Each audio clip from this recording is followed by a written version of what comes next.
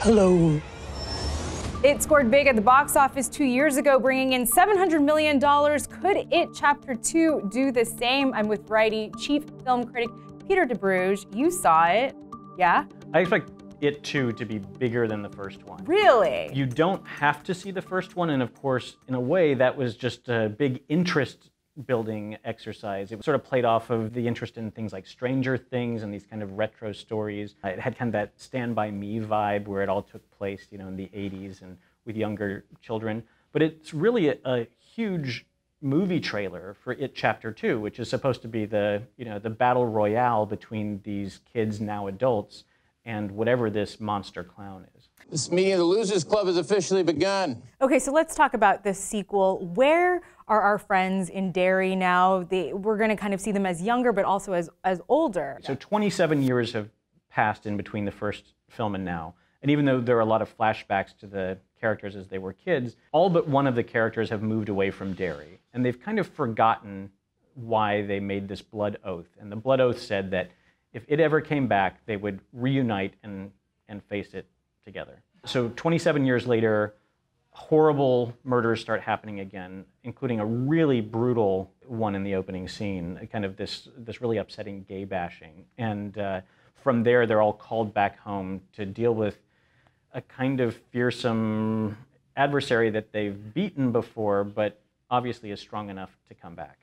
I want to talk about that opening scene a little bit. It is described as controversial. You mentioned gay bashing. How do you think that's going to affect how the movie is received? The first scene is by far the most difficult scene to sit through, and the idea that it turns around something kind of as politically charged as gay bashing could be touchy. I think it's also important, though, that the movie shines a light on the fact that this kind of crime does happen in the world. What's really hard to get past, however, is that it opens the film and then it kind of disappears. We don't see the people who perpetrated the crime they never come back. It's just really kind of like the teaser for all of the violence and horror that comes later. And the idea that all of the creative, outlandish CGI horror stuff doesn't surpass how much that punches you in the gut from the get-go, I think that's where it's really hard to stomach. In a way, that's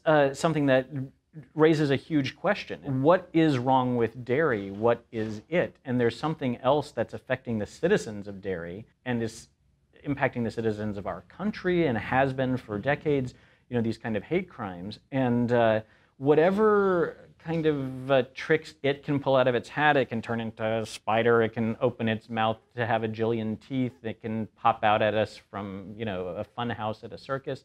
None of that compares, I think, to real-world terror, and I think it complicates the themes of the movie. Tell me, how is it being back in Derry? The first movie was such a breakout horror movie. What makes this one different? Well, it's different from all the other horror movies that are out there. I think you've got a lot of really intelligent, you know, horror movies being made, like what Jordan Peele has done with Get Out and Us, that are really topical.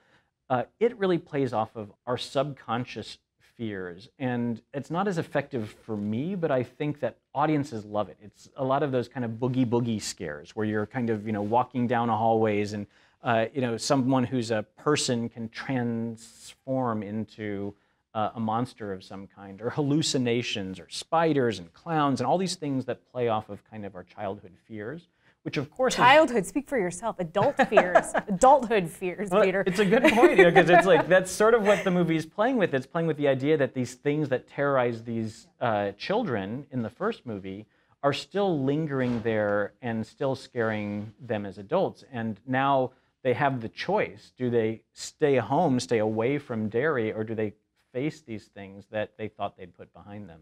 And so I think that's the thing that appeal extends to the audience. You know, it's like you survive the first one, and if you can take it again, they're going to raise the stakes on it. A lot of scares, a lot of controversies, but does this movie tee it up for an It Chapter 3? This movie is long. It's almost 3 hours, 2 hours and 49 minutes, and I think they really intended to close out the book. But that doesn't mean that It, who's come back once before, couldn't in another way. I think more importantly, though, there's always been disappointment about the way the book ends, about the way the miniseries version of it did before, but they are going to wrap it up. If you go to It Chapter 2, you can expect closure.